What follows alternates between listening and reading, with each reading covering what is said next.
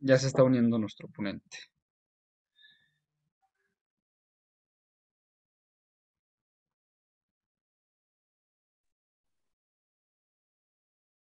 Bueno, Listo. acá está. Perfecto, Jonathan. Pues entonces iniciamos ya con la siguiente sesión.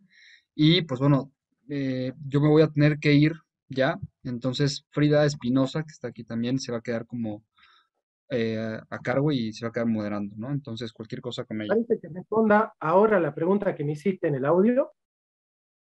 Si serías muy amable, sí, súper brevemente, por favor. Sí, cómo no. Bueno, gracias Andrés, gracias por todo. Eh, bueno, la pregunta que me hizo Andrés en el audio privado eh, es ¿qué diferencia hay entre conocer a través de los sentidos en Hume y conocer a través de los sentidos en Aristóteles? Es una buena pregunta porque permite completar la cuestión. Que Hume dice, en realidad, yo no es que conozco a la cosa a través de los sentidos, sino que yo conozco lo que la cosa le deja a mis sentidos. ¿Sí? Yo conozco el producto de mis sentidos, yo conozco mis sensaciones de la cosa, no conozco a la cosa misma. En cambio, Aristóteles dice, cuando nosotros eh, conocemos a través de los sentidos, estamos conociendo las cosas. No conocemos el producto que construye nuestros sentidos en el contacto con las cosas, sino que conocemos las cosas mismas. Entonces, de alguna manera, esa es la diferencia. La diferencia está en que para el empirismo el sujeto conoce lo que el sujeto construye, al igual que para el idealismo. En cambio, para el realismo, el sujeto conoce lo que las cosas son verdaderamente. Entonces, la verdad para el realismo es la adequatio intellectus et rei, la adecuación del pensamiento a la cosa. En cambio, para el idealismo y el empirismo, la verdad es la adecuación de la cosa con el pensamiento. Esa es una gran y notoria diferencia entre el realismo y el empirismo. Eh, Perfecto. sí, se entiende, ¿no? O sea, se Sí, entiende. ya me quedó súper claro. Gracias, Jonathan. Pues nada, te dejo y Frida se queda al pendiente. Un abrazo. Un abrazo. Bueno, Sí, Jonathan, entonces si estamos quieres ya comenzamos con la segunda sesión, en el... ¿sí? ¿Me Sí, escuchas? eso Ah, ok, haremos. ok, vale.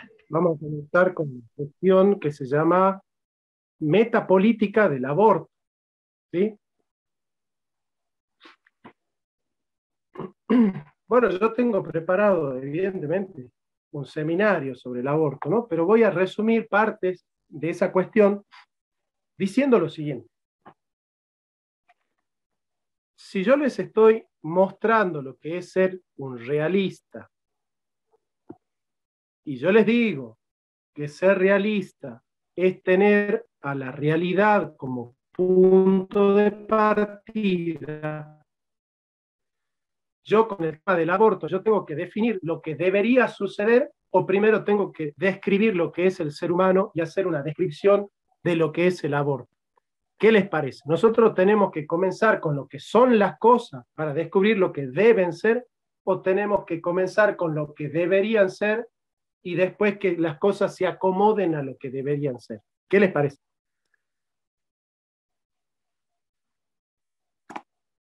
Un realista, ¿por dónde comienza?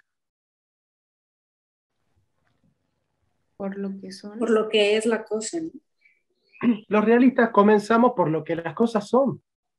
Nosotros vamos a hacer una descripción de lo que las cosas son.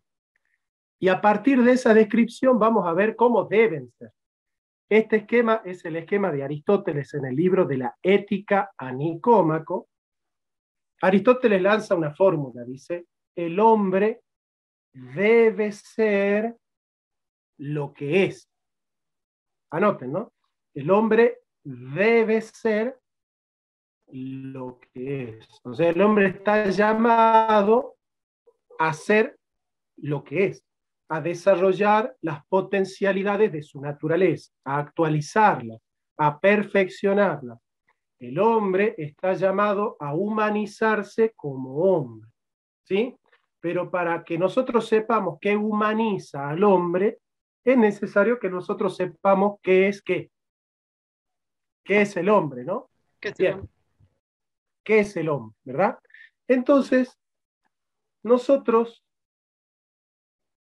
vamos a hacer la primera parte de antropología filosófica y la segunda parte, la próxima hora, de metapolítica del aborto, porque para entender lo que sucede ética y políticamente en el aborto, hay que entender primero al ser humano. Está justificada la decisión de que empecemos por la antropología filosófica primero.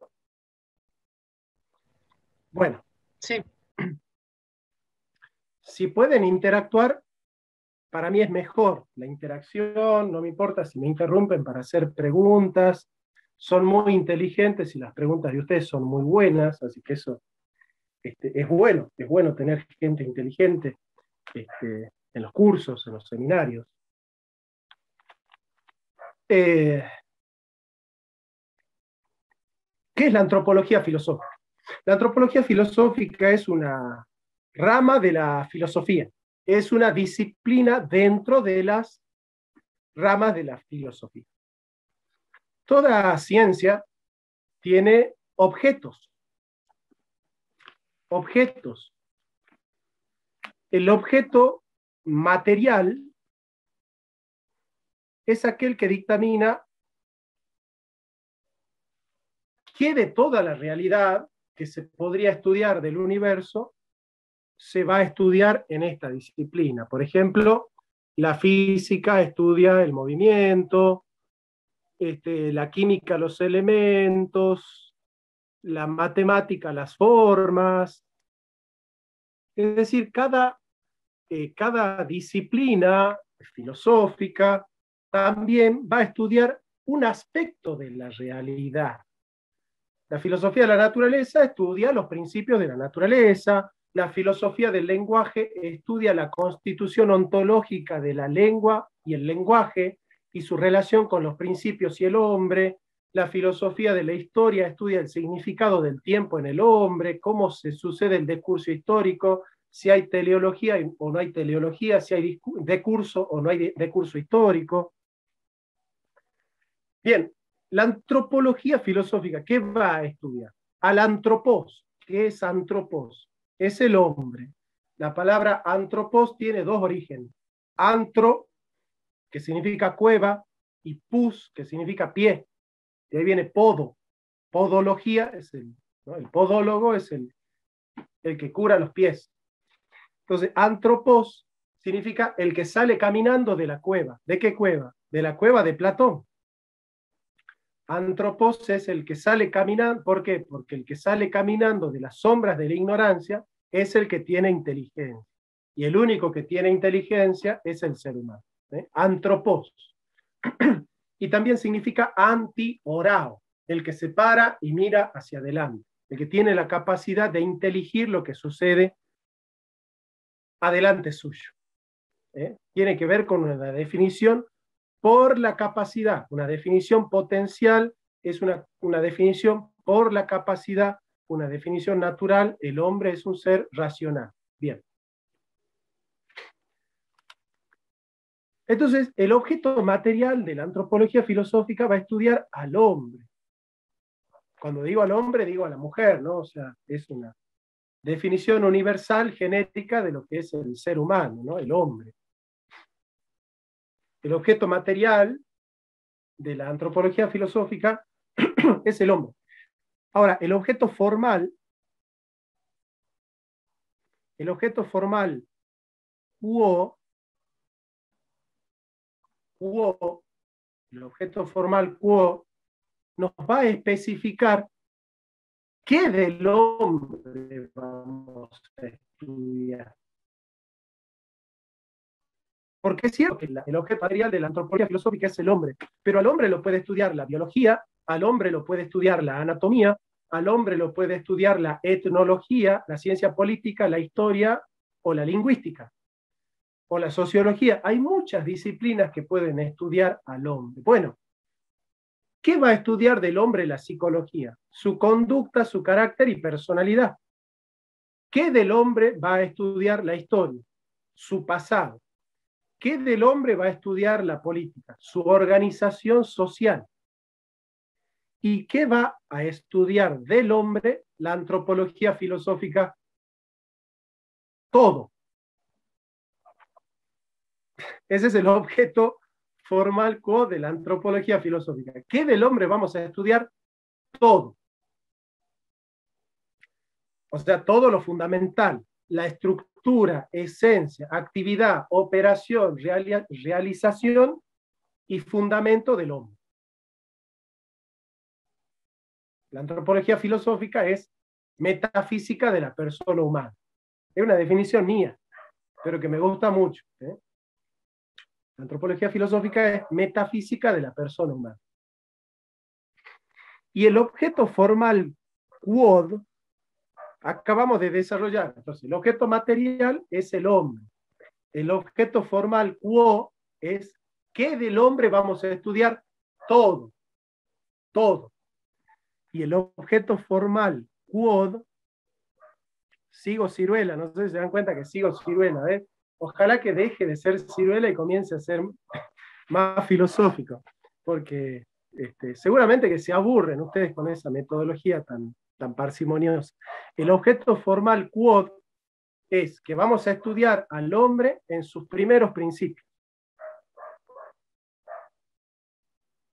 Es decir, vamos a estudiar al hombre no genéticamente, no científicamente, no históricamente, no periodísticamente, sino metafísicamente.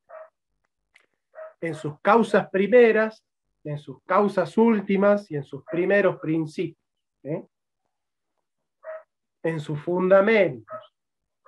Es decir, a la antropología filosófica no le interesa cuántas células tiene la piel del hombre, ni cómo funciona el hígado. ¿Sí? A la antropología filosófica le interesan cuestiones fundamentales de la vida humana, que no significa que prescinda de los datos de la biología. Simplemente que la antropología filosófica ya los supone a los datos de la biología, no los desarrolla. No le interesa hacer un desarrollo biológico de la biología. Simplemente toma los datos de la biología para hacer especulaciones filosóficas a base de lo que ha dicho la ciencia. Bien. Dentro de las antropologías filosóficas hay tres grandes escuelas. Tenemos al monismo, tenemos al dualismo y tenemos al integralismo. Entonces ahora vamos a desarrollar al monismo, al dualismo y al integralismo. ¿Bien?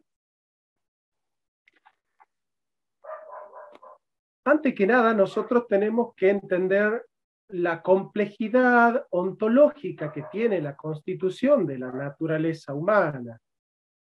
Es decir, nosotros tenemos que percibir que en la realidad humana, que en la vida humana, hay una complejidad.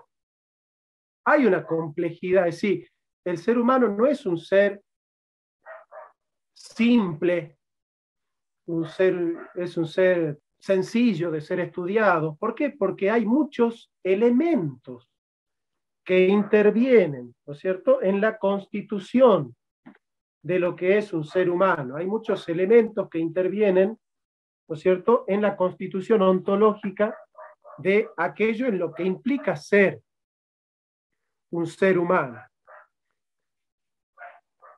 Pero tanto el monismo antropológico como el dualismo antropológico de alguna manera van a prescindir de la complejidad de la vida humana.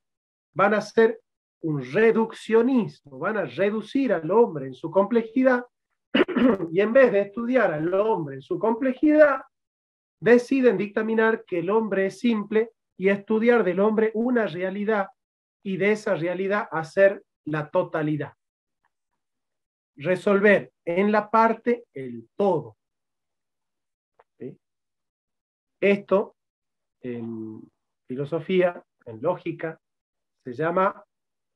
¿Me escuchan bien? Sí, sí te escuchamos bien. Gracias. Esto en filosofía se llama la falacia pars pro toto.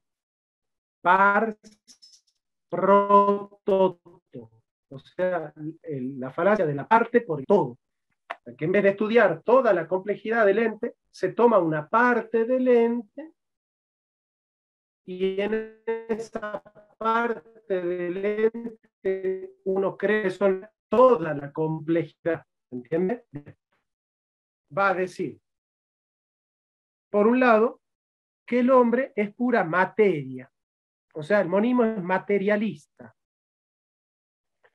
El hombre solamente está compuesto de cuerpo, de átomos. Eso es Demócrito, eso es Lucrecio, eso es Virgilio.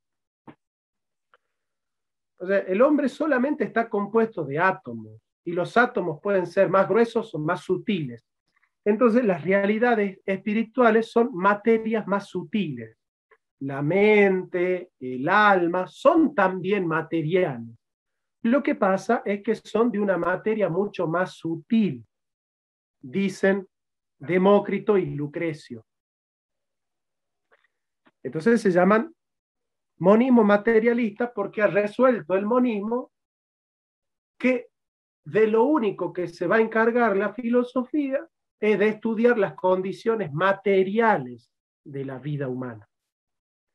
El ser humano no está compuesto de realidades psíquicas y espirituales, de realidades inmateriales y trascendentes.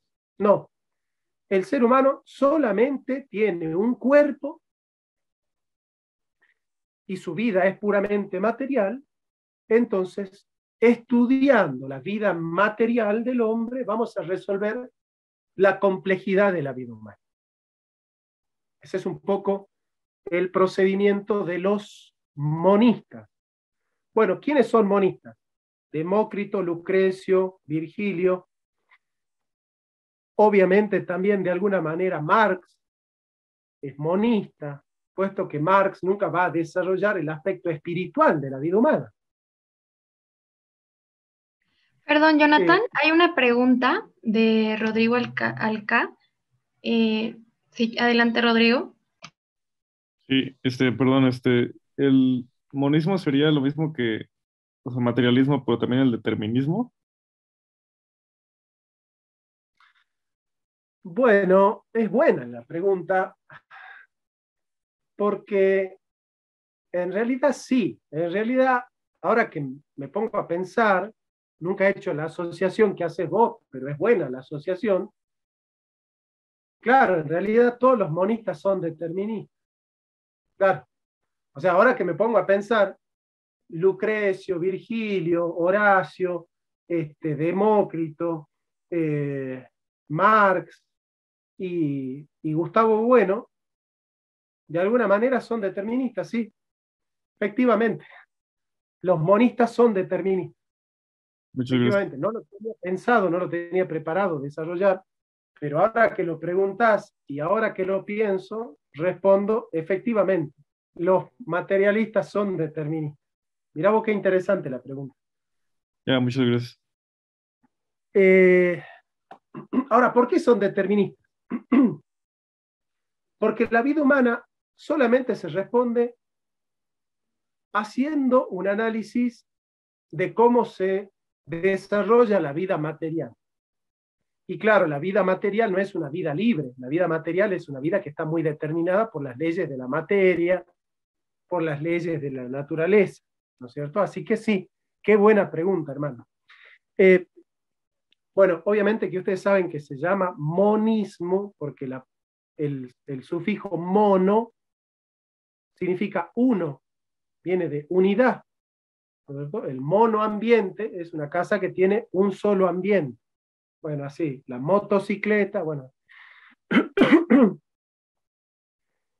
El monismo materialista resuelve que el hombre es puro cuerpo. Entonces, que estudiando la organicidad, la función celular, la función biológica y las condiciones materiales de la vida humana, como son la comida, la alimentación y la reproducción de la vida humana, se resuelve la complejidad de la vida humana. Entonces, a los materialistas les interesa que el hombre tenga para comer, para vestirse y para reproducir. Eso es lo que va a garantizar un materialista. ¿Ustedes alguna vez vieron a un marxista preocupado por la vivencia espiritual de un pueblo? ¿Por la salud espiritual de una nación? ¿Qué es lo que le importa a los marxistas? Que el pueblo tenga simplemente para comer.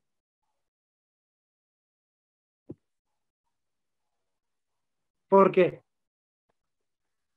Porque el materialismo disuelve la complejidad de la vida humana en las condiciones orgánicas más elementales, que son justamente eso, ¿no? La comida, la bebida, el abrigo y la reproducción. Ahí se resuelve toda la cuestión de la vida humana. Es decir, lo que le interesa a Marx es que el hombre tenga para comer. No está tan preocupado en otras realidades. Disculpen que les pregunte, me escuchan bien, ¿no? Sí, sí te escuchamos bien. Sí. Pasamos al dualismo. ¿Se entendió el monismo, no? Bien, vamos al dualismo. El dualismo es un poquito más complejo que el realismo porque dice, bueno, a ver, el monismo está equivocado. El hombre no es solo un conjunto de átomos. Y la vivencia humana no se explica solamente con el funcionamiento de los átomos ni de la materia.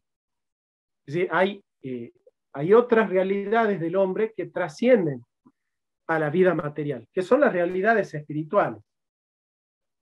El dualismo supone que el hombre está compuesto de un principio material que se llama cuerpo y de un principio inmaterial que se llama alma o psique, que es pneumática, es decir, que es espiritual. La palabra pneuma viene de aire, ¿no es cierto? Nosotros utilizamos la palabra neumonía, tiene mucho aire el pulmón, neumático, tiene aire la goma. Entonces, la psique, el alma, es neumática, es espiritual. Entonces, en el ser humano hay una realidad material, la gile, la materia, y una realidad formal, espiritual, el alma es espiritual, la morfé, el alma, la psique. Y estas dos realidades, la material y la espiritual, dicen los dualistas, son realidades independientes una de otra. Si son realidades independientes, significa que aquello que sucede en el alma no se comunica en lo que sucede en el cuerpo. Lo que sucede en el cuerpo no se comunica que sucede en el alma, sino que son coprincipios autónomos, independientes y hasta podríamos decir contrarios en su funcionamiento. Es decir, que cuando prima la vida material, de alguna manera está devaluándose la vida espiritual, o cuando prima la vida espiritual, se está controlando y se está mermando la vida material. ¿Quiénes son los que van a sostener este dualismo? Bueno, muchos neoplatónicos, el zoroastrismo, por un lado ciertas sectas del cristianismo que sostienen que para ser espiritual lo que tenemos que hacer es flagelarlo al cuerpo, castigarlo al cuerpo. ¿no es cierto?, que son sectas cristianas ligadas con el neoplatonismo. Obviamente René Descartes también es evidentemente es un dualista, ¿no? Pero esto es muy curioso con respecto al dualismo, porque claramente el dualismo se da cuenta que el hombre tiene alma y cuerpo. Sin embargo, el dualismo dice, el hombre es alma pura, y tiene un cuerpo. Si yo tuviese un pizarrón detrás, y estuviésemos en una clase, y ustedes, mis alumnos en la universidad, yo les escribo la palabra yo, en el medio dejo vacío y pongo cuerpo. Entonces, ustedes escriban yo y cuerpo. Y les pregunto, ¿con qué verbo ustedes unirían el sujeto yo con el predicado cuerpo? ¿Con qué verbo? ¿Con el verbo tengo?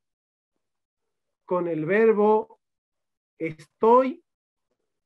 ¿O con el verbo soy? ¿Estoy en un cuerpo? ¿Tengo un cuerpo? ¿O yo soy mi cuerpo? ¿Con qué verbo unirían estas dos palabras?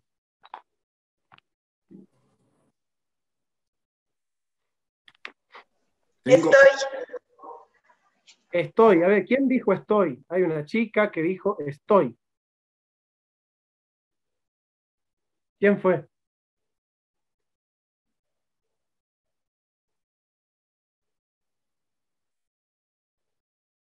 Bueno, Juli, Ana dicen soy. Che, aparte que apagaron los micrófonos, perdón, la cámara, no están hablando ahora, que se fueron a comer, a cenar. Soy. Pero alguien dijo estoy. Ya se acobardó, no quiere dar la cara. Claudia, tengo, dice. Bueno. Tengo, también digo yo. Bien, ¿quién sos, hermano? Disculpa.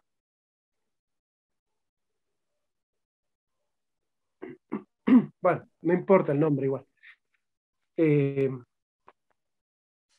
Cuando yo digo que yo tengo un cuerpo, vamos a analizar la frase, ¿no? Yo tengo un cuerpo. Cuando yo digo yo tengo, por ejemplo, yo digo yo tengo una remera, significa que mi identidad soy yo, y que esa identidad que yo soy accidentalmente tiene una remera, tiene una zapatilla, tiene una campera, tiene un pantalón. Pero bueno, si yo tengo una remera, yo no soy esa remera, simplemente yo soy yo mismo. Es y esa externo. remera, ¿cómo?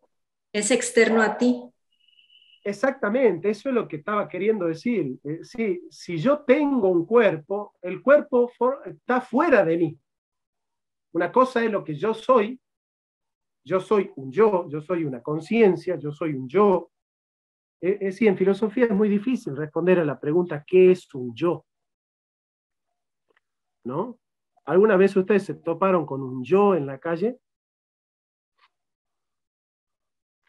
Bueno, yo les pregunto, ¿qué es yo? Cuando yo digo yo, bueno, ¿qué es ese yo? Es una sustancia, como dice Descartes, es una actividad de la síntesis de la percepción, como dice Kant, es un absoluto, como dice Fichte. ¿Qué es un yo? ¿Se entiende la pregunta? ¿O constitutivo del ser?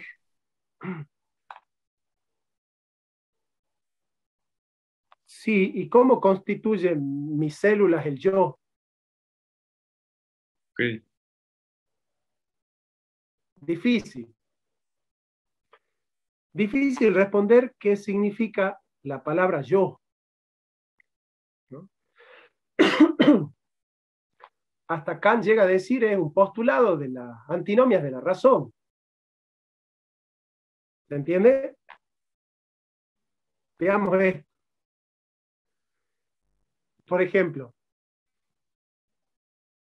toco, huelo, miro, escucho, siento, saboreo. Yo acabo de realizar muchas acciones, pero ¿qué hay detrás de todas esas acciones? ¿Cómo yo puedo unificar todas esas vivencias? Todas esas vivencias las unifico porque detrás hay un yo que las articula en el tiempo y en el espacio. Y que dice que yo aquí y ahora estoy sintiendo, pensando, saboreando, escuchando y tocando. Ahora, el sujeto del verbo tocar, sentir, querer, hablar, escuchar y mirar es el mismo. ¿Y cómo se llama ese sujeto? Yo. Ahora, yo soy un yo frente a quién? Frente a mí mismo, frente a ustedes. Yo frente a mí mismo soy sujeto de actividad. Frente a ustedes yo soy un yo. Porque solo hay yo frente a un tú. Entonces yo soy una conciencia. Yo soy esa conciencia que articula todas las vivencias como vivencias del mismo sujeto. Bien, ahora, yo acá tengo dedos, tengo cuerpo, tengo piernas, ¿no? Tengo cuerpo, digo yo. Yo soy esta conciencia que sabe que todo lo que le pasa a ese yo. Ahora, lo que le pasa a mi mano es algo que está fuera de esa conciencia o forma parte de esa conciencia. Ese es el tema filosófico. ¿Se entiende? Entonces, el que dice que yo tengo cuerpo, en el fondo está diciendo el yo se resuelve en la mente, en la actividad psíquica, y lo que sucede en el cuerpo tiene relación, pero en relación con lo que sucede en la psique. Es por la vivencia psíquica que lo que sucede en el cuerpo tiene sentido.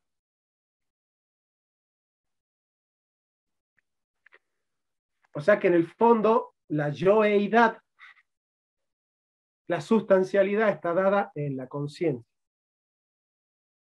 Yo soy mi conciencia de ser yo mismo. Yo soy la conciencia de que yo tengo conciencia. Yo soy la conciencia que conoce las cosas. Yo soy el que articula en su yoeidad todas las percepciones y vivencias que me suceden al mismo sujeto, que soy yo mismo. Y todas estas vivencias suceden en un cuerpo. O sea, están habitando en un cuerpo. Pero este cuerpo no forma parte de yo mismo. Yo tengo una vivencia de mi cuerpo, pero yo no soy este cuerpo. Yo soy otra cosa. Entonces lo que le sucede a este cuerpo no me sucede necesariamente a mí. Porque lo que me sucede a mí es lo que le sucede a mi yo. Ahora, yo estoy en un cuerpo y me afecta lo que le sucede a mi cuerpo. Pero no de manera necesaria, sino de manera accidental. O sea, lo que le sucede a mi cuerpo me afecta a mí en cuanto que yo estoy en el cuerpo, que es mío. Pero yo no soy ese cuerpo, sino que ese cuerpo es de mi propiedad.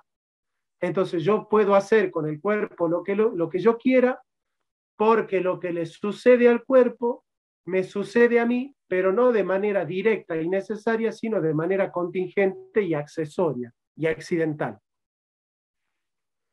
Con lo cual, de alguna manera, mi yo tiene una relativa autonomía con respecto a lo que sucede en el cuerpo a lo que hay en el cuerpo, a lo que dice el cuerpo, a lo que tiene el cuerpo y a lo que es el cuerpo.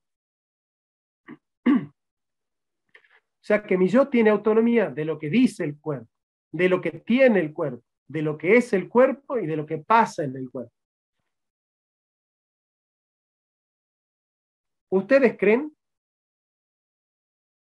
que lo que hay en el cuerpo, que lo que dice el cuerpo, que lo que tiene el cuerpo, que lo que representa el cuerpo, que lo que es el cuerpo y que lo que le pasa al cuerpo es accidentalmente relacionado con mi yo?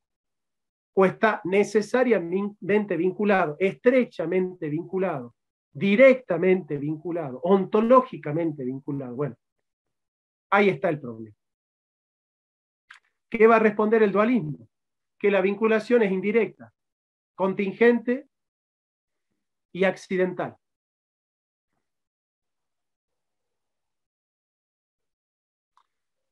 Y tengan mucho cuidado porque los que dijeron que yo tengo un cuerpo, la identidad del yo no es la identidad del cuerpo. Quiere decir que yo puedo cambiar la identidad del cuerpo sin alterar mi propia identidad. ¿Y saben qué antropología sostiene esa postura? De que yo tengo un cuerpo, por lo tanto mi yo es psique pura, que en su autorrepresentación y en su autopercepción se constituye a sí misma en su identidad y esencia. ¿Saben qué filósofa, entre 20.000 comillas, ha desarrollado esa teoría? Ayn Rand. No, Judith perdón. Butler. Sí. Judith Butler. ¿Saben quién es Judith Butler? ¿Han escuchado hablar de Judith Butler? Sí, sí.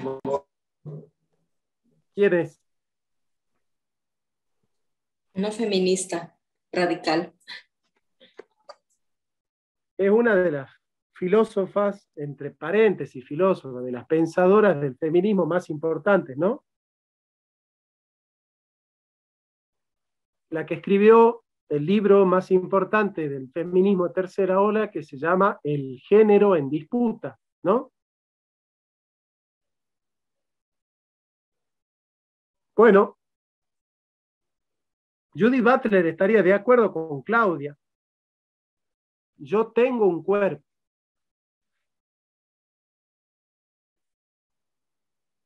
¿Se entienden a dónde nos estamos enfrentando?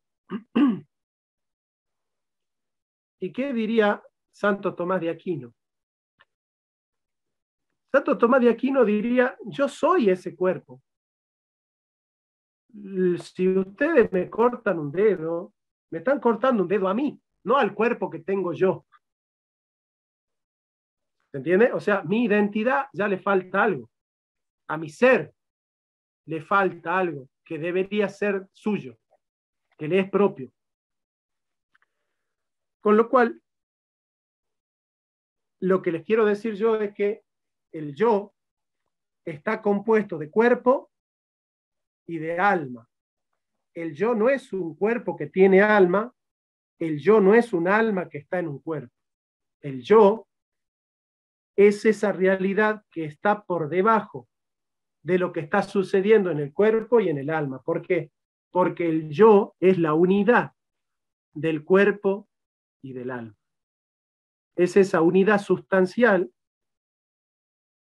donde sin el cuerpo y sin el alma el yo no tiene sentido, donde brota la actividad de una sustancia. ¿Qué sería de mi mente sin mi cerebro? ¿Podría mi mente pensar sin el cerebro? No, pero ¿podría mi cerebro pensar si no hay una mente? Tampoco. Entonces, entre mente y cerebro hay una unidad. ¿Cómo se llama esa unidad entre mente y cerebro? Entre lo físico de la mente, del cerebro y lo metafísico de la mente. ¿Cómo se llama esa unidad? Se llama yo. ¿Sí? Entonces, el yo es la unidad sustancial de cuerpo y alma. es la unidad subyacente de las dinámicas que suceden en el cuerpo y en el alma. El yo no es cuerpo puro, que ese es el error del monismo, y el yo no es alma pura, que es el error del dualismo. ¿Me siguen hasta ahí? Pueden ir Sí, escribiendo abajo, ¿no? Para interactuar, digo, ¿no? Así no me siento tan solo. Jonathan, Sí, yo tengo una pregunta. Entonces, el yo es cuando es lo que la realidad está por debajo de lo que es el cuerpo y alma. Ok. así es, exactamente. El yo es esa unidad entre el cuerpo y el alma, ¿sí? Entre la psique y la materia. Eh, Hablo del yo, la persona, el hombre, ¿no? La persona. El hombre es la unidad sustancial de cuerpo y alma. Esta escuela filosófica se llama el integralismo. ¿Por qué? Porque el hombre está integrado de cuerpo y de alma, y lo que sucede al cuerpo le sucede al alma, y lo que le sucede al alma le sucede al cuerpo. Y ustedes saben que la ciencia confirma esta antropología. ¿Alguno de ustedes se pone contento y feliz cuando está enfermo? ¿Alguien tiene el mejor día de su vida cuando está enfermo? No, me pongo Está aburrido. En general, ¿qué le sucede a la psique cuando el cuerpo está enfermo? ¿Está triste o está contenta? Triste. La psique se pone triste cuando el cuerpo está enfermo. ¿Se entiende? Y cuando nos dan una buena noticia, de repente no parece que nuestro cuerpo se mejora porque nuestra alma está más contenta. ¿No les sucedió a veces que cuando estaban tristes se enfermaron?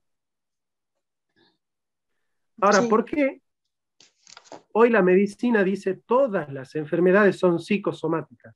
Porque todas las enfermedades de la mente afectan al cuerpo y todas las enfermedades del cuerpo afectan a la mente y al alma, a la psique, a las emociones, a la voluntad, al intelecto, a las representaciones, imaginaciones, voliciones.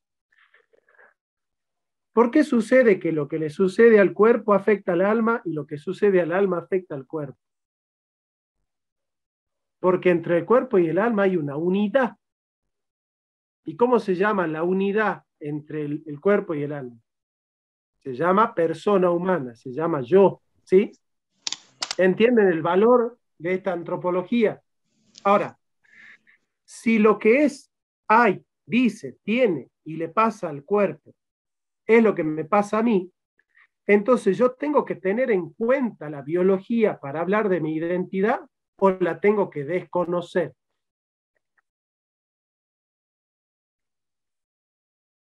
Tenerla en cuenta. Hay que tenerla en cuenta. Entonces el hombre es un ser biológico. Tiene gónadas, tiene gametos, tiene células, tiene cromosomas, tiene ADN.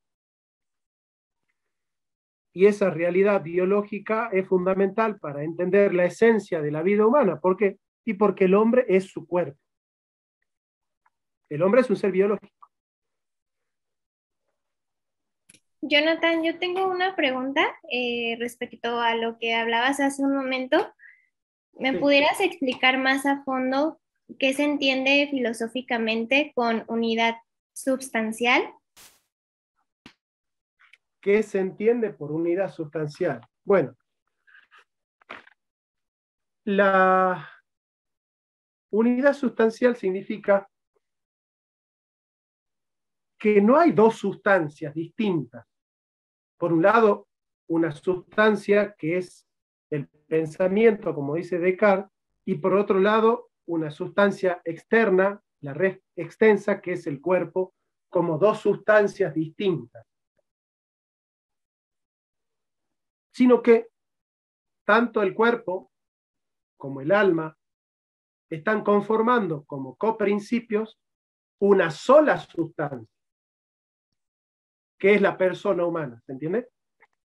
O sea, no hay dos sustancias distintas que se relacionan, sino que hay una sola sustancia, que es la persona humana, que está compuesta de cuerpo, que es su principio material, y de alma, que es su principio formal. Entonces, ¿qué es el alma? El alma es el principio de operaciones donde viene dada la identidad del cuerpo en cuanto que forma sustancial de la materia. El cuerpo es potencia con respecto al alma, y el alma es el acto primero por el cual vive el cuerpo, de un cuerpo que en potencia tiene vida. El alma es el acto primero de un cuerpo que en potencia tiene vida. Con el alma, el cuerpo en potencia recibe vida en acto. Entonces, el primer acto de un cuerpo es vivir. ¿De dónde viene la vida del cuerpo? Viene del alma. El alma es el principio vital del cuerpo, principio vital eficiente metafísico del cuerpo. Entonces, si el alma es el acto primero de un cuerpo que en potencia tiene vida, en el viviente la tiene en acto por el alma, que es el acto primero del cuerpo. Entonces, el alma es el acto del cuerpo, el cuerpo es la potencia del alma, el alma con respecto al cuerpo es acto y forma, el cuerpo con respecto al alma es potencia y materia. Bien. Es un tema, yo sé que se están agarrando de los sillones, como diciendo, bueno, es difícil, ¿no? Es difícil, es muy metafísico. Pero hay una sola sustancia. Hay una sola sustancia que es la persona humana. ¿Sí? O sea, hay una sola sustancia que es la persona humana. Y esta persona humana está compuesta de cuerpo y de alma. Pero el cuerpo y el alma tienen una unidad, ¿dónde? En la persona humana. Es porque hay persona humana que hay cuerpo humano y alma humana, ¿se entiende? Si yo saco la persona humana, no hay ni cuerpo humano ni alma humana. ¿Me seguís? Sí, muchas gracias. Bien. Gracias por tu pregunta porque me ayudaste a profundizar. Cada pregunta que ustedes hagan a mí me va a ayudar a pensar la cosa y profundizarla cada vez más. Así que bienvenidas las preguntas. ¿Sí? Perdón, yo tengo otra Sí. pregunta. También estoy Dale. preguntando mucho. Es un tema muy, muy, muy extenso y muy padre. Yo tenía entendido, o sea, sé que hay una unidad entre cuerpo y alma y somos eso, ¿no? Pero ¿hay uno más que otro? O sea, por ejemplo, había uno que se llamaba el hemorfismo sobrante, algo así, de Santo Tomás de Aquino, que decía que el alma era como un poco más que el cuerpo, ¿no? Entonces no sé si me puedes sacar esa duda. No, no, no, no, no. No es que el cuerpo sea más que el alma, no es que el alma sea más que el cuerpo. O sea, el cuerpo y el alma son dos coprincipios metafísicos de la misma realidad humana, cada uno con su función. Decir que el alma es más que el cuerpo es caer en el platonismo. No, no, no.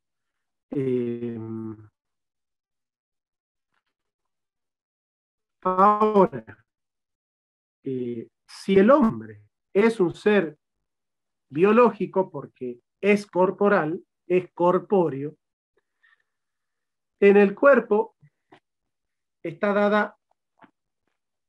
dado el sexo. El sexo del hombre está dado porque en la biología del hombre hay gónadas y hay gametos. Y en la relación con los gametos se van constituyendo el ADN masculino, el ADN femenino. Y como yo soy ese cuerpo, esa identidad de ese cuerpo es mi identidad, porque mi yo está constituido por aquellas dimensiones corporales de las que estamos hablando. Pero yo no soy solamente un ser biológico, yo también tengo inteligencia, voluntad, imaginación, creatividad, sentimientos, emociones, representaciones. En las representaciones se da la sexualidad, así como en el cuerpo biológico se da el sexo, varón o mujer, según el ADN, los gametos, las gónadas, en las representaciones psicológicas y sobre todo en las emociones, en los sentimientos, se da la sexualidad. La sexualidad como emociones orientadas a las conductas sexuales es premoral, porque las emociones forman parte de los instintos y los instintos no son directamente libres, sino que son conductas del hombre, no son conductas estrictamente humanas. Los instintos y las emociones que forman parte de los instintos no son todas libres, y sobre todo las emociones sexuales no son del todo libres.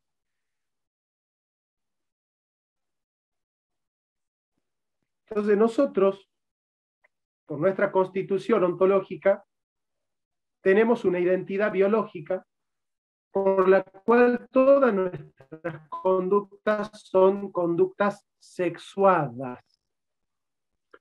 ¿Qué significa que todas nuestras conductas y nuestras operaciones sean operaciones sexuadas?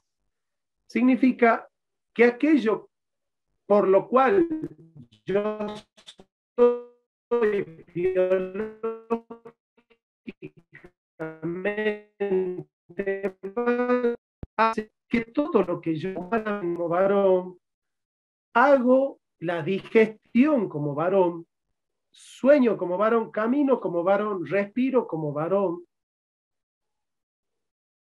hago mitosis como varón, hago pis como varón. ¿Por qué? Porque soy un varón. Entonces, cuando la biología del cuerpo es varón, todas las conductas sexuadas son conductas de varón. Son conductas determinadas por la biología. Es decir, ahí lo veo a Said. Said está mirando como varón. No significa que está mirando masculinamente, sino que está mirando como lo que él es. Y como él es un varón, toda su organicidad, su complexión fisiológica, su actividad orgánica, es la actividad de un varón.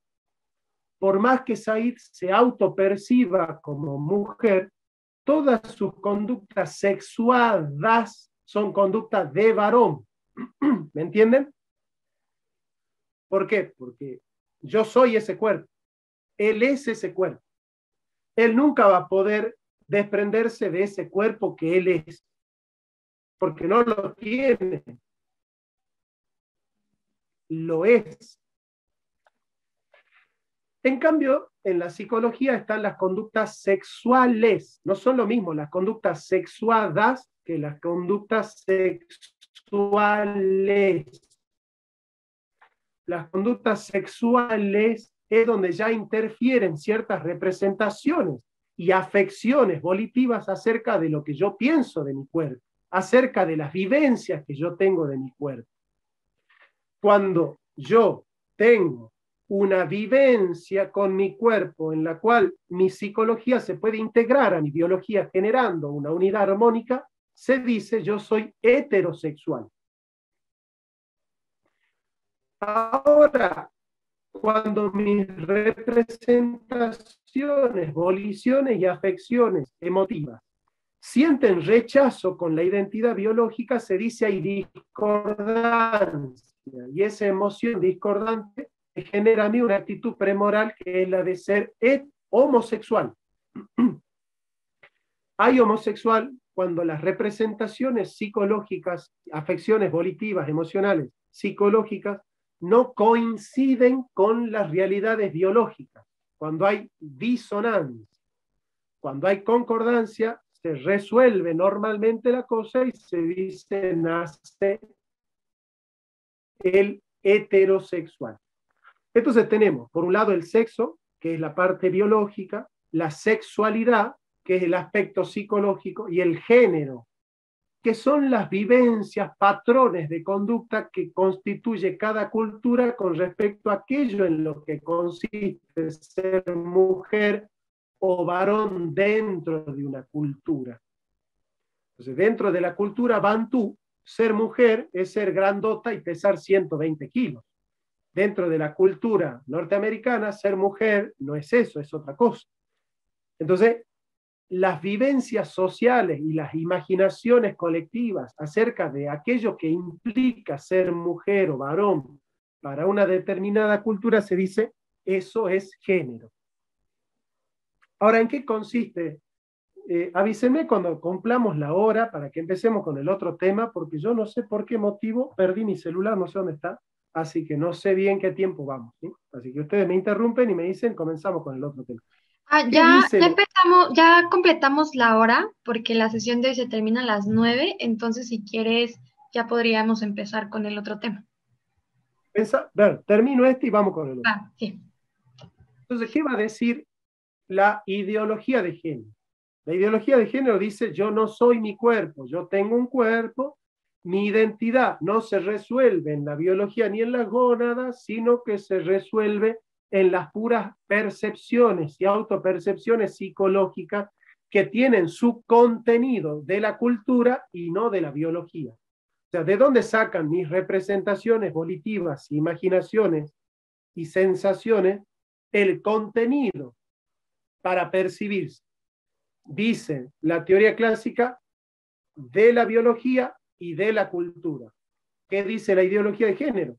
Las representaciones psicológicas toman su contenido solamente de la cultura y no de la biología. ¿Se entendió? Entonces, bueno, esa es la ideología de género, que no es lo mismo que la perspectiva de género. Y esto no lo digo yo, lo dice el Vaticano.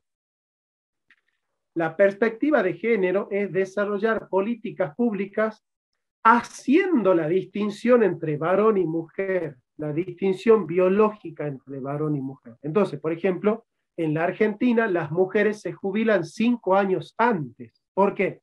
Porque se dice que el cuerpo de la mujer tiene menos fuerza a los 60 que el del varón. Por lo tanto, habiendo hecho la distinción, se resuelve hacer políticas para la mujer contemplando las diferencias entre varón y mujer. Eso es políticas con perspectiva.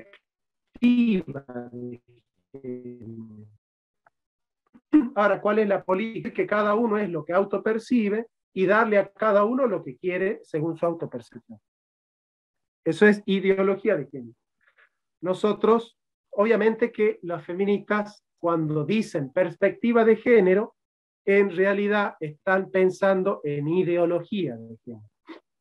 Pero bueno, esa es otra cosa. Ahora, con respecto al aborto, nosotros volvemos a preguntar, ¿qué es un aborto? Bueno, parecería que el aborto es la interrupción voluntaria del embarazo, parecería que el aborto es un derecho subjetivo de tercera generación de la mujer, parecería que el aborto es una deuda de la democracia, parecería que el aborto es el síntoma de la libertad y de la emancipación última de la mujer en el siglo XXI, parecería que el aborto es el derecho que tiene la mujer de decidir sobre su propio cuerpo, ¿no? Esas son, digamos así, las definiciones acerca de lo que es un aborto para, para el mundo progresista. Pero bien, en realidad, ¿qué es un aborto científicamente? Y aborto es el desalojo del ya concebido del útero materno, desalojarlo del útero materno, que es su lugar natural, vital. Ese es un aborto. El aborto es el desalojo del ya concebido dentro del útero materno, que es su lugar natural, vital. O sea, es el lugar natural en el cual se forja, se desarrolla y se conserva la vida del ya concebido. ¿Están de acuerdo con esa definición de aborto? ¿Les parece que es objetiva esa definición de aborto? Le podríamos agregar algo para que la definición sea más completa. Con No sé por intención, qué. ¿Cómo? que desalojo con intención, ¿no? De desalojarlo, ¿no? Bueno, Porque también hay un no, desalojo. no, pero aborto espontáneo. El aborto espontáneo también es un desalojo. Pero espontáneo, no con la intención de, ¿no? Está bien, pero cuando yo defino aborto, defino todo aborto, el espontáneo y el voluntario, ¿se entiende? Ajá. Ah, ok, ok. De acuerdo. Pero es O que sea, el aborto no es solo desalojarte, es destruirte. O sea, desalojarte es como te saco de un lugar y puedes seguir viviendo en otro lado, pero tú sabes, tú eres desalojado, pero muerto. obviamente, a ver, si yo al desalojarlo de su lugar natural vital, lo privo de las condiciones en las cuales se crea, reproduce y se conserva la vida, evidentemente que lo que estoy provocando es la muerte. Yo estoy contemplando la definición de aborto en todo aborto, no solamente en el voluntario. Ahora vamos a definir aborto voluntario, ¿entiendes? Pero la mujer que ha abortado espontáneamente no lo está haciendo de manera violenta, o al menos no lo está haciendo intencionalmente, ¿sí?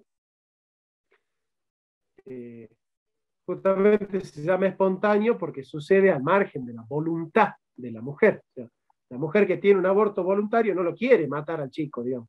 Bien. Ahora, ¿qué es un aborto voluntario? Tomamos la definición y agregamos. Es el desalojo intencional, violento y sangriento del ya concebido dentro del útero materno, que es su lugar natural vital. Ese es aborto voluntario. Es un desalojo violento, es un desalojo sangriento, es un desalojo terrible. Bien. Ahora, nosotros ya sabemos que es un aborto, sabemos que es el desalojo violento, voluntario por parte del padre o la madre, o del padre y la madre, del ya concebido dentro del útero materno, que es su lugar natural. Seguidamente, a saber qué es un aborto, nosotros nos tenemos que preguntar quién es el ya concebido. Porque para saber qué es un aborto es necesario saber quién es el abortado también. Ahora, para analizar quién es el ya concebido, nosotros vamos a desarrollar 3 líneas de investigación. La primera línea es la biológica, que siempre es la más objetiva. Es decir, nosotros, siempre que partamos de la biología, vamos a partir de terreno seguro. La filosofía, por otro lado, la filosofía realista, que parte de la realidad sensible, y luego el derecho. Con eso vamos a poder, ¿no es cierto?, estructurar esta cuestión, diciendo,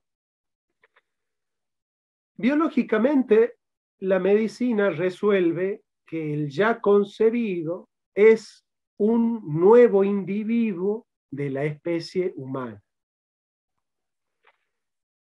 La biología no puede resolver si es persona o no es persona, porque la categoría de persona no es una categoría biológica, es una categoría filosófica, es decir, toca a la filosofía responder qué es y qué no es persona. Lo que la biología dice, no, es un individuo porque ya tiene su propio cuerpo, y ese cuerpo es un cuerpo de la especie humana. A través del análisis genético se puede descubrir que es un cuerpo de un tercero con respecto al papá y a la mamá, y que ese cuerpo de un tercero pertenece a la especie humana. Eso es lo que resuelve la biología. Bien, ahora viene la filosofía. Obviamente que es la filosofía realista, la que parte de la realidad biológica, sensible, puesto que nada hay en el entendimiento que no haya pasado previamente por los sentidos. ¿Y qué dice?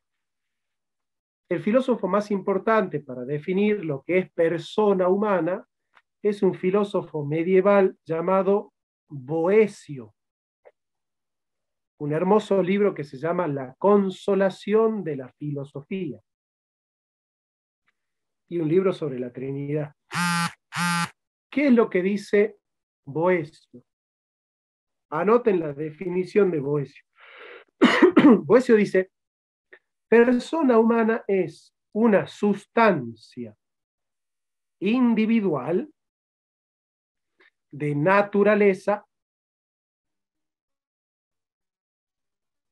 racional.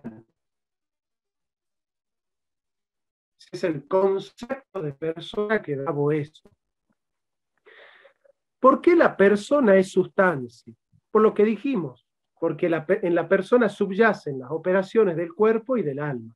Todos los pensamientos, voliciones, reproducción celular, digestión, crecimiento del pelo, todo lo que sucede en el sujeto le sucede al hombre, a la persona humana. Esa es la sustancia, ese es donde subyace, ¿no? Donde subyace, donde está yaciendo la actividad psíquica y biológica. Es sustancia. Es sustancia individual porque es indivisible. Yo no puedo fragmentar la vivencia espiritual y la biológica sin destruirla a la persona. Si yo quiero separar la vivencia espiritual por un lado y la vivencia biológica por otro lado, yo lo separo al hombre, lo rompo en pedazos y ya no hay más ser humano. Es indivisible, es individual porque yo no puedo fragmentar. Yo no puedo fragmentarlo. Si yo lo corto, si yo lo fragmento, deja de ser una sustancia. Ya va a haber dos sustancias. Entonces, es sustancia individual de naturaleza racional. ¿Qué significa naturaleza? Que al hombre nosotros lo vamos a definir por su naturaleza y no por sus operaciones. Porque cuando nosotros definimos al hombre por sus operaciones, cualquier operación que elijamos es arbitraria. Si yo digo, por ejemplo, que el hombre se define por tener la capacidad de pensar en acto, bueno, entonces el niño recién nacido tampoco es persona humana. Si yo digo que defino al hombre por su capacidad de elegir, bueno, el niño recién nacido tampoco es persona humana. Si yo decido que el ser humano se desarrolla en su capacidad de interactuar con el entorno, y bueno, la persona que está en coma no puede interactuar, dejó de ser persona humana. Si yo digo que la persona humana es el que tiene la capacidad de sentir dolor o de tener sensaciones, el sensocentrismo de, por ejemplo, Roxana Kramer, bueno, entonces una persona que está anestesiada dejó de ser persona humana en el momento de que la anestesia justamente le evitó sentir dolor. O una persona que tiene problemas en el sistema nervioso, por ejemplo, que le hicieron una lobotomía. Una persona que tiene una lobotomía ya no es persona humana porque ya no tiene sensaciones su sistema nervioso central. Entonces, cada vez que nosotros queremos definir a la vida humana por sus operaciones, bueno, cualquier operación que elijamos va a ser arbitraria. La única manera de definir a la persona humana de una manera no arbitraria es definirla no por sus operaciones, sino por su naturaleza. Y la naturaleza de este ente que nosotros queremos definir es la naturaleza humana. Por lo tanto, el hombre es una sustancia individual de naturaleza racional. Por ejemplo, Philip Dick, un teórico marxista del siglo XX, escribió un poema muy, muy bueno, el poema, que se llama Las prepersonas, donde hay un comité de salud pública que siempre va a aparecer en el progresismo, el comité de salud pública.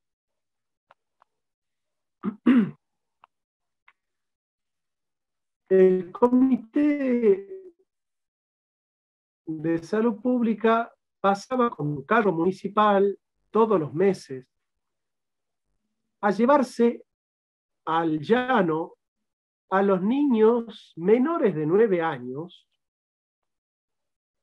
que iban a ser abortados por sus madres. O sea, las madres tenían la posibilidad de abortar a sus niños hasta los 9 años de edad. ¿Por qué?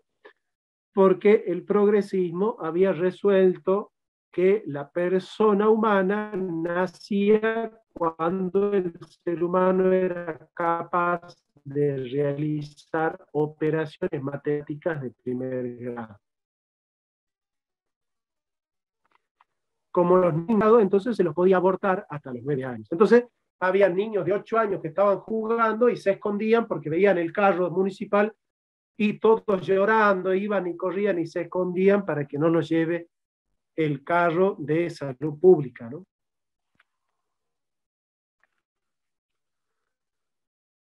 Un poco Philip Dick, con todo lo marxista que era, burlándose de la definición de la persona humana por sus operaciones. Es decir, si el ser humano se define por sus operaciones, bueno, ¿por qué no decidir otra operación? Digamos, acá en Argentina una feminista dijo que el feto no era persona porque no podía escribir poemas, por ejemplo. Lo dijo en el Congreso Nacional. O sea, cada vez que ustedes quieran definirlo al hombre en su esencia por una de sus operaciones, están poniendo el carro delante del caballo. Porque las operaciones siguen al ser y no el ser a las operaciones. El hombre piensa en acto, en su operación de pensar, porque es un ser racional en su naturaleza y no al revés. El hombre no se convirtió en racional cuando ha pensado por primera vez, sino que tuvo la posibilidad de pensar por primera vez porque esa posibilidad es la potencia de una naturaleza que ya estaba dada previamente. Entonces al hombre hay que definirlo por su naturaleza y no por sus operaciones. Entonces el hombre tiene naturaleza racional y todo individuo de la especie humana es persona humana porque su naturaleza es naturaleza humana. Está dicha por el ADN, ¿se entiende? Entonces, la biología dice que todo individuo de la especie humana es un ya concebido. El ya concebido es un nuevo individuo de la especie humana.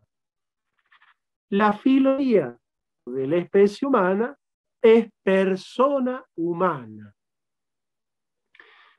Y ahora vamos al derecho. ¿Qué es lo que va a decir el derecho con respecto a las personas humanas? Va a decir, persona jurídicamente es todo ente capaz de contraer, de tener derecho y contraer obligación.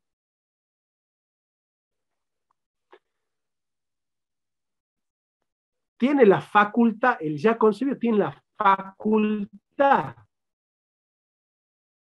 de contraer obligaciones en potencia, aunque no en acto, pero sí tiene derechos en acto y no en potencia.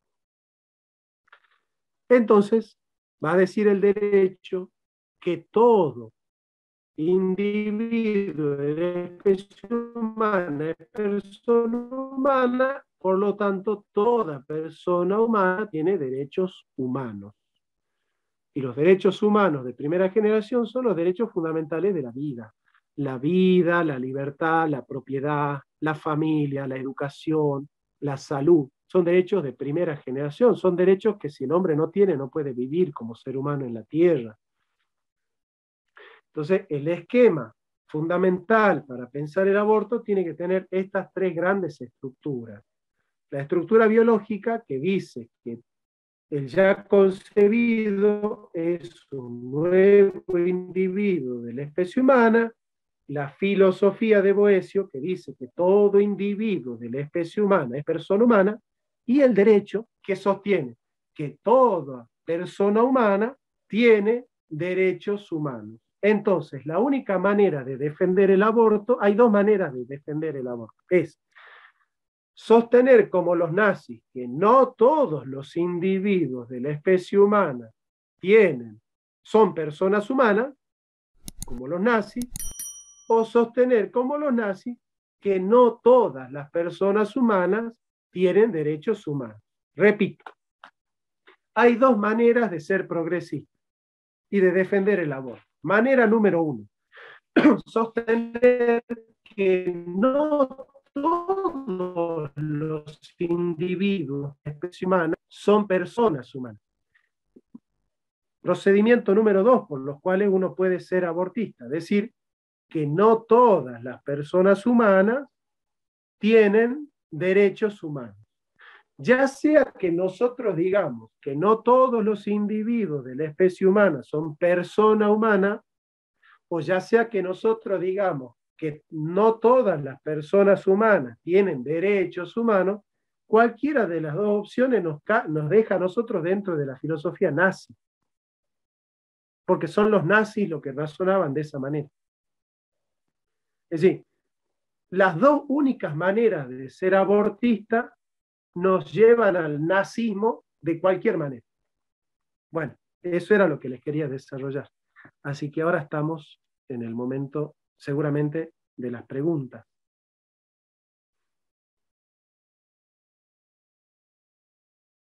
Si es que las hay, ¿no? También.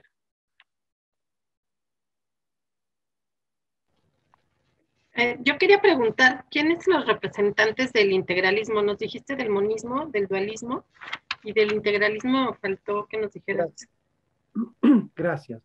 Bueno, como es de intuir, los representantes del integralismo filosófico son Aristóteles y Santo Tomás de Aquino.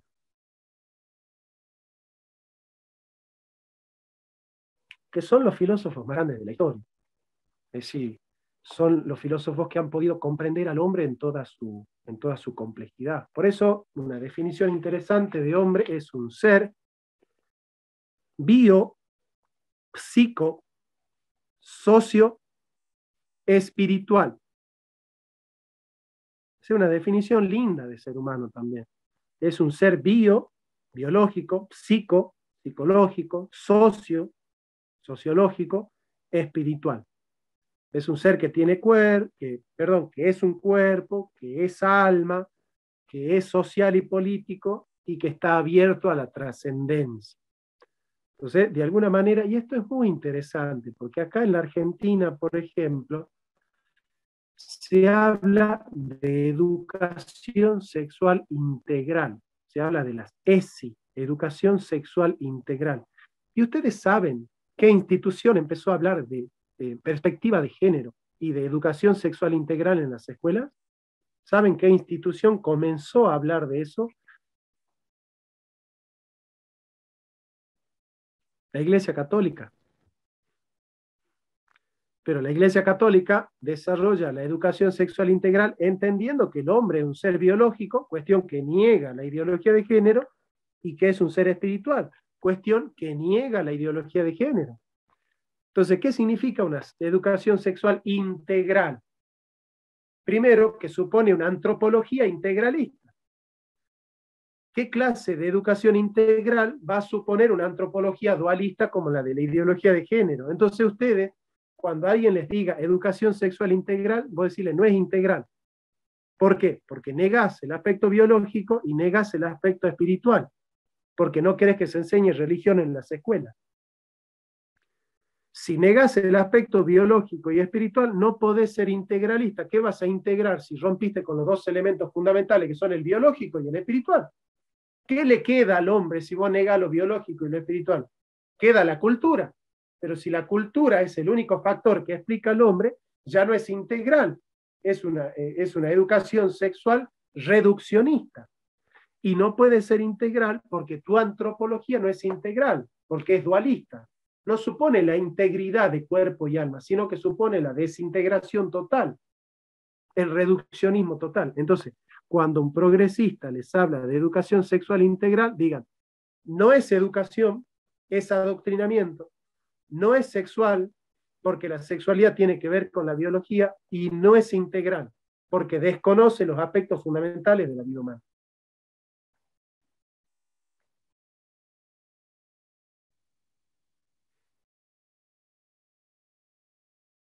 ¿Alguna pregunta? Hola, Jonathan. Yo, bueno, a lo mejor no me habían visto. Sobre la definición de persona humana que comentabas de Boecio, de sustancia individual de naturaleza racional, entiendo yo que por ese motivo, Pablo Muñoz Iturrieta, en el libro que yo pienso que habrás leído, de Atrapado en el cuerpo equivocado, sostiene que el sexo de una persona se determina por o por el cual sus órganos sexuales están diseñados independientemente a que funcionen o no, independientemente a los cromosomas, porque él da el ejemplo de los pingüinos, en donde quien determina el sexo, perdón, está al revés que en los seres humanos, los cromosomas. ¿Tiene alguna relación esto?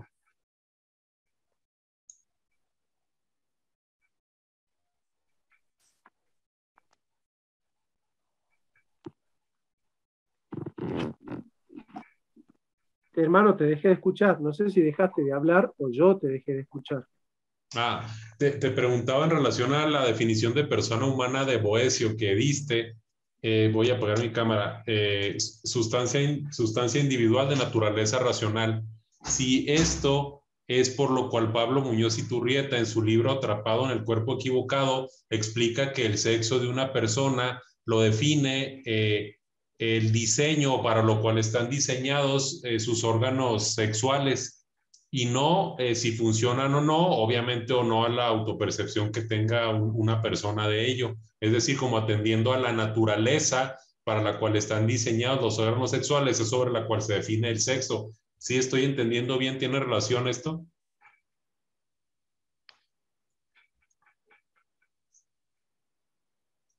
No te escuchas.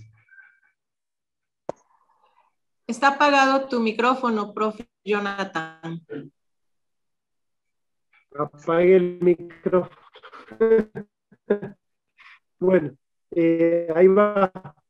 Mira, seguramente la visión que hace Pablo Muñoz y Prieta él es tomista, de alguna manera es tomista, al igual que yo.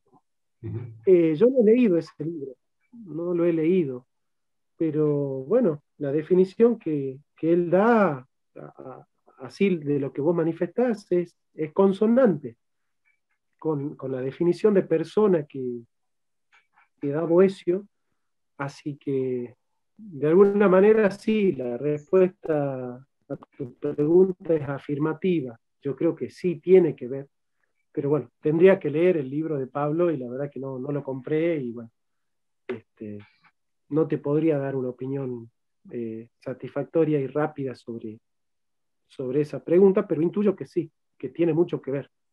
Gracias.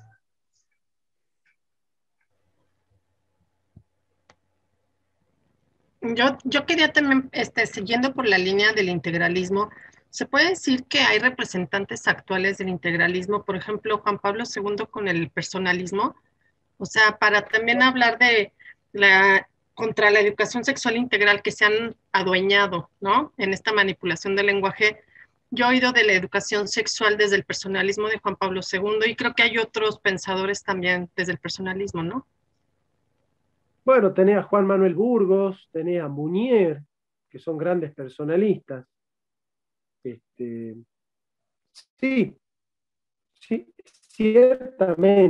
ciertamente la definición de persona que da Juan Pablo II tiene mucho que ver con el legado tomista, sin lugar a dudas, ¿no? Con mucho diálogo con la hermenéutica, con la fenomenología, que es el método que utiliza Wojtyla, en un libro hermoso que nos sirve mucho para enseñar educación sexual en las escuelas, que se llama Amor y Responsabilidad, de Juan Pablo II.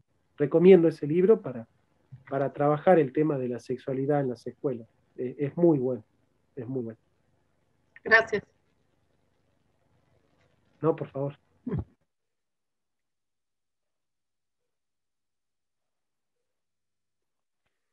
Bueno, ¿alguna pregunta? Yo tengo una pregunta.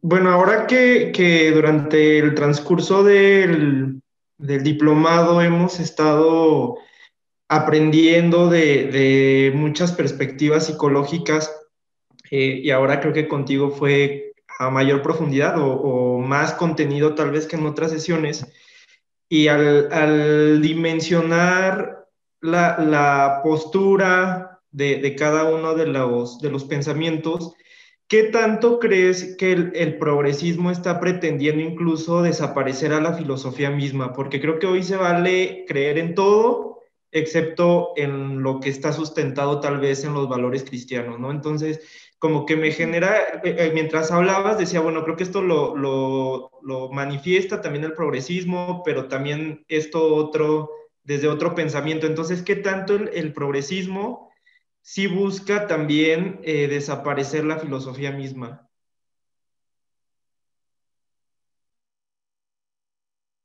Muy buena pregunta, es afirmativa la respuesta.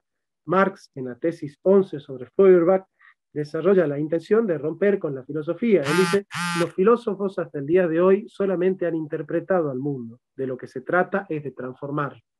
Después Lacan desarrolla antifilosofía, Marx, Freud también, Nietzsche también es un enemigo de la filosofía. Así que sí, es abiertamente expresa la voluntad de los progresistas de romper con la filosofía. De hecho, uno de los grandes progresistas de la época, que es Richard Rorty, habla de la muerte de la filosofía, ¿no? Muy, muy buena tu pregunta y la respuesta es afirmativa en todos los sentidos. Yo tengo otra pregunta también hablando de la filosofía y que dices que das clase a niños de 9 años o así de filosofía. Creo que también es un área de oportunidad que tenemos de formar la filosofía no cuando entren a la universidad o en prepa, sino desde jóvenes. ¿Qué nos recomiendas? Como que qué texto o cómo para empezar a hacerlos familiares con estos términos de persona humana y la dignidad humana y demás. ¿Cómo lo podemos abordar? Mira, yo les recomiendo que descarguen, creo que está en PDF, en Google, un libro muy bueno de un católico llamado Guillermo Fraile, que se llama Historia de la Filosofía. Son como 10 tomos, pero este tomo es el de filosofía antigua, ¿no? Es el tomo de Grecia y Roma, tomo 1, Historia de la Filosofía de Guillermo Fraile, y corregida por Teófilo Urdanov, Biblioteca de Autores Cristianos, Madrid. Parece que es una obra que como puntapié inicial es un resumen muy bueno, muy serio, muy detallado de la filosofía antigua, que nos permite a nosotros aproximarnos con conceptos introductorios, pero bastante confiables, de los contenidos de la filosofía clásica, ¿no? Que es la filosofía perenne, de la filosofía que utilizan los cristianos para pensar y para combatir al progresismo. Pero finalmente es un libro como grueso, o sea, a lo mejor no sé si tan fácil de digerir. ¿Hay algún material que tú hayas escrito, alguna como guía didáctica, como con objetivos didácticos para decir aprendizajes esperados? O sea, hablando en términos como pedagógicos, para decir en un curso de, no sé, cuarto de primaria o primero de secundaria, decir, el alumno te será capaz de reconocer que es persona y demás, de aplicarlo, o sea, cosas muy prácticas, ¿no? Porque luego nos perdemos en la teoría y ya, o sea, como que puede ser que tengamos el efecto contrario, ¿no? De que se agobien. ¿Existe alguna literatura, un texto, algún manual, un tutorial o algo? Luego hay videos también, ¿no? En YouTube como muy prácticos de que hablan de la filosofía como muy aterrizada a los niños, no sé, algo, una recomendación. Bueno, a ver, estas preguntas son incómodas para los filósofos que somos escritores, porque somos muy narcisistas. Es decir, para mí, los mejores textos que combaten al progresismo son los textos que escribo yo, digamos. Entonces, como que, sí, digamos, a ver, si yo creyera que alguien lo puede hacer mejor, me voy al curso del otro, digamos, pero yo doy curso de filosofía y considero que la manera que tengo yo de abordarlas es la mejor, por eso lo doy al curso, si no, no lo daría, digamos, ¿no? Pero lamentablemente todos los filósofos somos narcisistas y que esa pregunta a nosotros no nos vale y nadie nos tiene que creer cuando nosotros hablamos de nosotros mismos. Pero sí, hay textos, yo he escrito textos, de hecho estoy publicando un libro sobre la historia del progresismo, pero textos didácticos sobre la cuestión, no conozco textos didácticos que sean profundos. Yo siempre elijo la profundidad. O sea, ser didáctico en la profundidad es muy difícil. En general, los que son didácticos son superficiales y los que son profundos son muy difíciles. Entonces, realmente encontrar un texto que gane en didáctica sin distorsionar y que gane en profundidad sin complejizar es muy difícil. Ese es el criterio que tengo para tratar de escribir, es dar y escribir clases profundas pero didácticas. Claro, digamos. es el reto. Bueno, es un reto muy difícil, pero bueno, en general los que están dando la batalla cultural de nuestro lado no son filósofos. El único filósofo que da esa batalla como filósofo es Alberto Huela.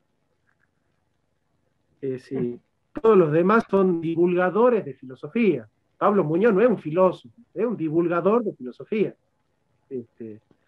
Entonces, es difícil porque no tenemos un filósofo de fuste. Salvo Alberto Huela, no hay un filósofo de fuste que pueda enfrentar, digamos, ¿no? Con autoridad a todas estas cuestiones metafísicas tan difíciles, ¿no? Porque hay que llevarlas al terreno metafísico. Y eso es muy, muy difícil, muy complejo. De acuerdo, gracias. Bueno,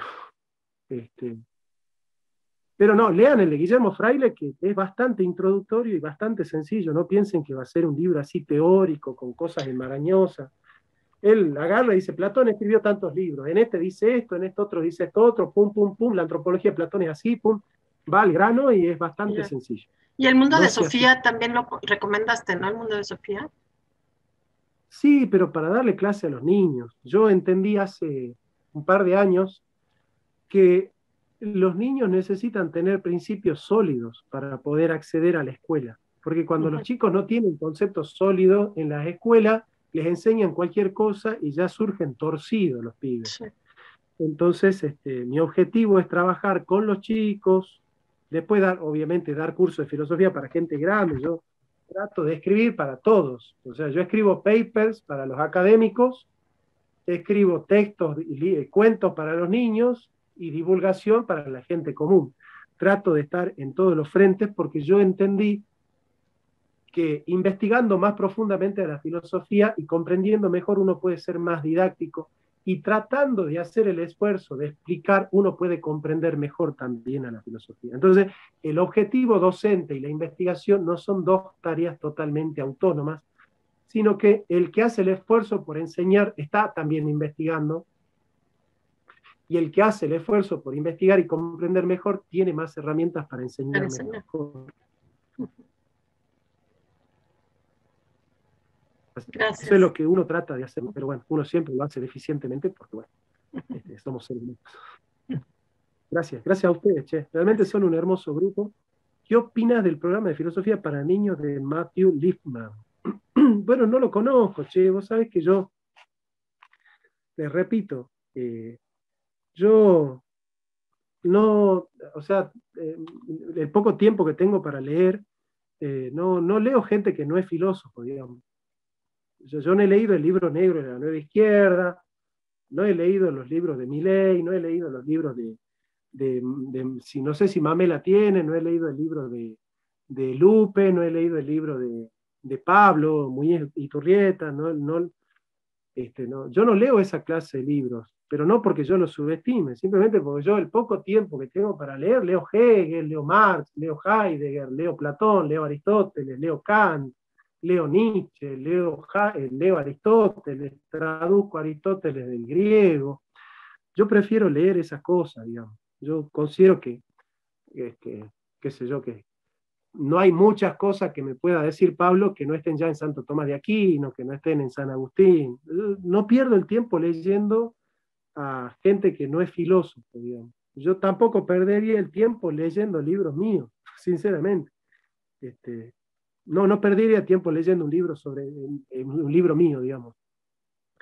Pero yo porque puedo.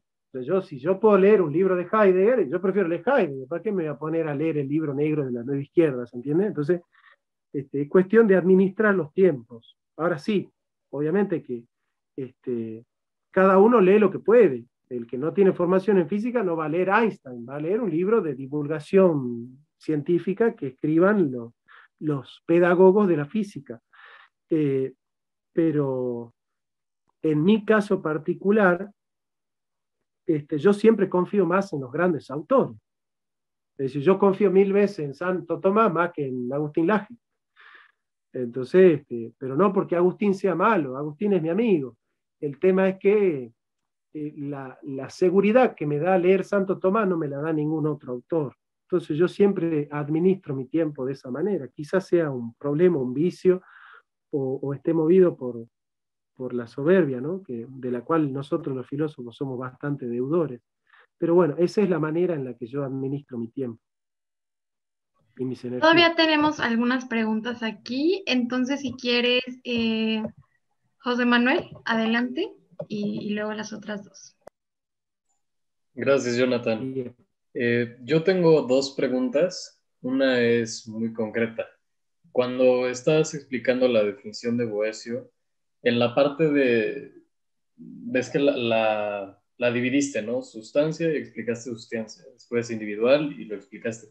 En la parte de sustancia, no alcancé a escuchar, como que se me apagó el internet o algo, entonces no pude escuchar bien cómo fue la explicación de sustancia. Entonces, ¿me lo podrías repetir, por favor? Sí, es sustancia porque es el sustrato en el cual la persona es el sustrato a través del cual se desarrollan las operaciones de la mente, de la psique, de la voluntad y las operaciones del cuerpo. Las operaciones del cuerpo y la de la mente y de la psique están conectadas en la misma sustancia que es la persona humana. Ok, perfecto. Muchas gracias. Y la siguiente pregunta es, yo he visto, bueno, muy de la mano con esta parte de hacer didáctica la filosofía, he visto muchas veces que en la universidad y en la preparatoria ya no hay nada de interés por estudiar filosofía o por interesarse por este tipo de temas.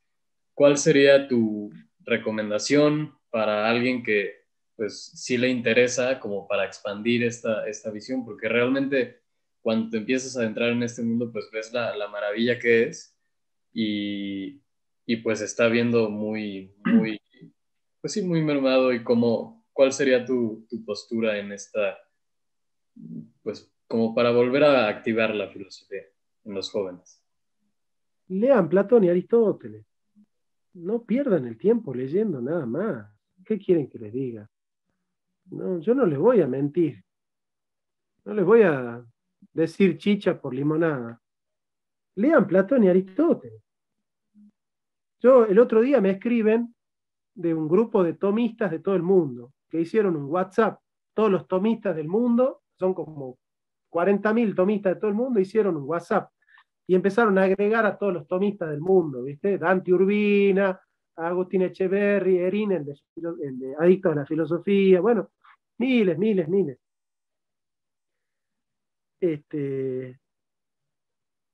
¿Y saben qué leen la mayoría de esos tomistas? A William Craig, a,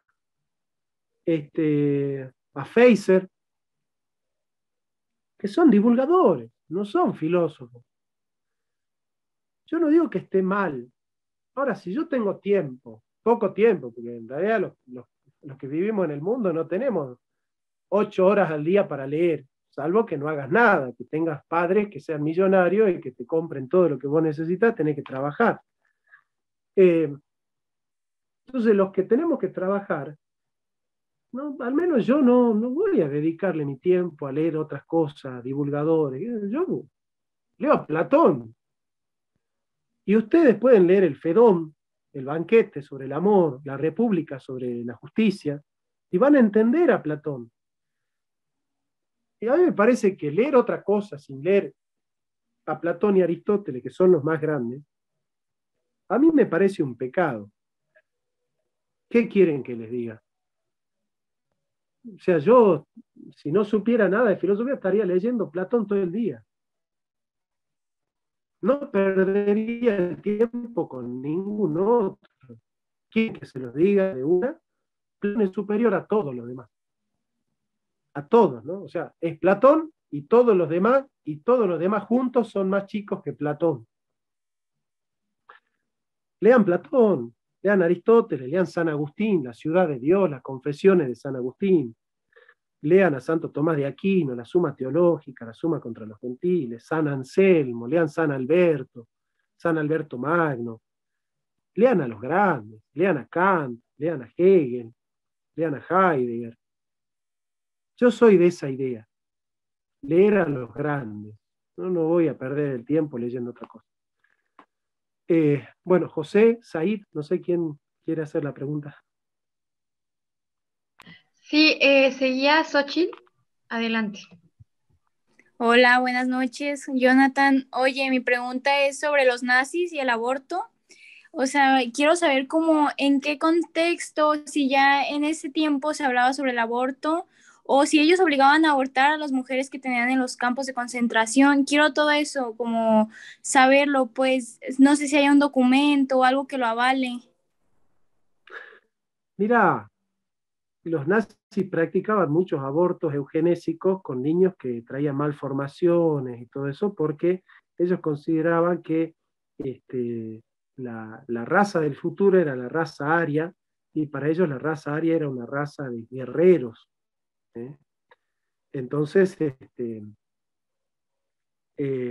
todos los niños que nacían con problemas de salud y todo eso, les hacían muchas intervenciones científicas para mejorar su condición biológica, pero sí, se practicaban muchos abortos. En los judíos, involuntariamente, y en mujeres alemanas, no tanto, pero sí como experimentos, se utilizaban muchas veces también fetos para hacer experimentos científicos. Así que, pero de hecho, digamos, el razonamiento nazi no va ligado a que ellos practicaran abortos, sino a que ellos, sobre todo Eichmann, que lo desarrolla muy bien Hannah Arendt en la banalidad del mal, desarrolla que los nazis en realidad le quitaban al judío el carácter de persona, ¿no? Es como que ellos sostenían que el judío no llegaba a ser lo suficientemente digno como para ser persona. Es por eso que podían legislar. En la obediencia debida había muchas recomendaciones y legalizaciones con respecto a legislaciones, con respecto a la burocracia de la tortura, ¿no? De la tortura y del exterminio. Así que bueno, básicamente es una categoría más metapolítica histórica. Pero bueno, te prometo que me voy a poner a leer sobre el aborto en los nazis para darte una respuesta mucho más concisa y digna de tu pregunta. Muchas gracias, de verdad. No, Y por favor, tenemos una última pregunta de Said. Adelante. Sí, gracias. Mi pregunta es volviendo al tema que mencionaba de la contrarrevolución. bueno, en México estamos viviendo, los últimos días vivimos, o semanas más bien, que se aprobó en 2 estados la despenalización del aborto, ya son 4 y hay muchos más en los congresos, las iniciativas. Creo que como jóvenes, y hago esta pregunta porque Horacio Justo en alguna de las sesiones que tuvimos lo mencionaba de que el debate debía de ser moral más que científico. ¿Compartes esa visión o qué recomendación nos das a nosotros, jóvenes mexicanos, en esta lucha que creo que en los próximos meses o en los próximos años viene mucho más fuerte? Ya en el último mes 2 estados y que pues ya prácticamente las nuevas legislaturas en algunos estados ya lo dijeron abiertamente que el aborto sí es parte de la agenda, principalmente en aquellos estados donde Morena tuvo mayoría. ¿Y qué nos recomiendas a nosotros? A seguirle apostando al debate científico o sí de plano pues enfocarnos en el debate moral, obviamente apegado pues a la filosofía, perdón? Bueno, muy buena tu pregunta, pero es tramposa, porque en realidad no hay que hacer ningún, o sea, el centro de la cuestión no es el debate, ese es el problema. El problema no es que hay que dar debate sobre la moral, sobre la política o sobre la ciencia. El problema es pensar que el centro de la cuestión es el debate. El centro de la cuestión es organizarla a la comunidad a través de unidades básicas, de centros vecinales, de centros barriales, organizarla a la comunidad políticamente, socialmente, y en ese sentido poder establecer una organización tan grande que pueda transparentarse en partidos políticos que representen esa voz popular. Porque vivimos en una democracia, nosotros no vamos a triunfar ganando debates, porque los debates, ¿cuánto los miran? ¿10.000, 10.000, 15.000, 20.000, 50.000, 100.000? Pero la gente que vota no ve debates. La gente que vota a los políticos que están presentes en los barrios. Entonces nosotros tenemos que tener políticos que representen las posturas del pueblo. Para eso tenemos que ganar elecciones.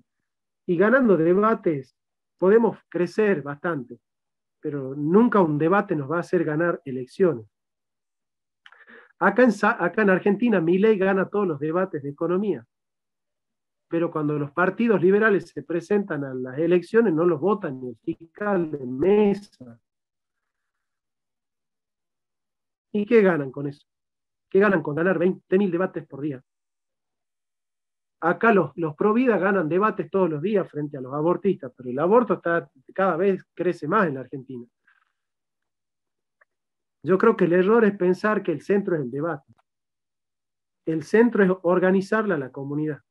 Y en la medida en que nosotros no podemos satisfacer las necesidades de la comunidad, y la verdad que nuestra plataforma tampoco tiene sentido, porque acá los partidos pro vida de la Argentina dicen, vamos a prohibir el lenguaje inclusivo, vamos a prohibir el aborto y vamos a prohibir la ideología de género. Listo. Y bueno, pero los pobres van a seguir sin comer, las mujeres se van a seguir sintiendo acosadas por los varones en la calle, va a seguir habiendo inseguridad, va a seguir habiendo pobreza, va a seguir habiendo marginación.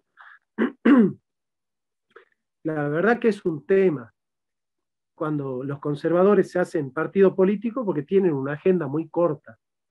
Entonces, ¿cuál es la receta? Organizar la comunidad, crear partidos políticos que respondan a las necesidades básicas de la comunidad, que no se reducen al lenguaje inclusivo, el aborto y la ideología de género, y a partir de allí sí, enfocar todos los debates, la militancia, la organización en ese terreno, ¿no? Pero bueno, esa es mi postura, esa es mi visión. Yo considero que si no hacemos eso, podemos ganar 50.000 debates que no va a pasar nada.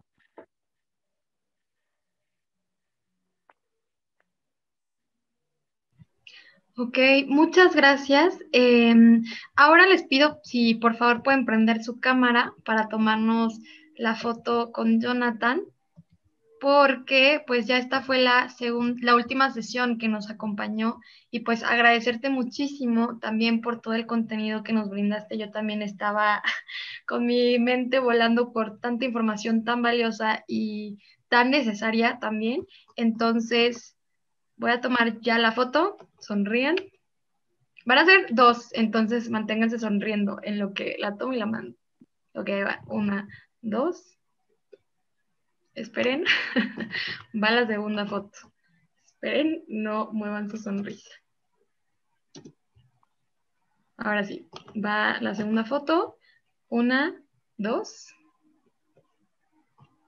Ok, listo. Y ya nada más para finalizar y terminar de agradecerte, pues te muestro aquí y hago aquí la entrega significativa de nuestro certificado de participación, un diploma también para agradecerte por tu tiempo y pues por compartirnos todo tu conocimiento, ¿no? Justamente hay una variación de edades e incluso de países en este grupo, en este diplomado, pero creo que pues toda la información fue sumamente adecuada. Gracias por tomarte el tiempo para contestar preguntas y aclarar todos estos temas tan importantes. Entonces, pues nada, muchas gracias, Jonathan, y gracias a todos también por conectarse. Muchas gracias. Una bonita noche. Espero que Nos la pasen vemos bien. el sábado. Gracias a todos. Gracias. Gracias, Jonathan. Gracias, profe. Gracias, Hasta Jonathan. luego. Gracias, Gracias, gracias. Hasta luego. Buenas noches. Gracias, hasta luego. Mándenme algo.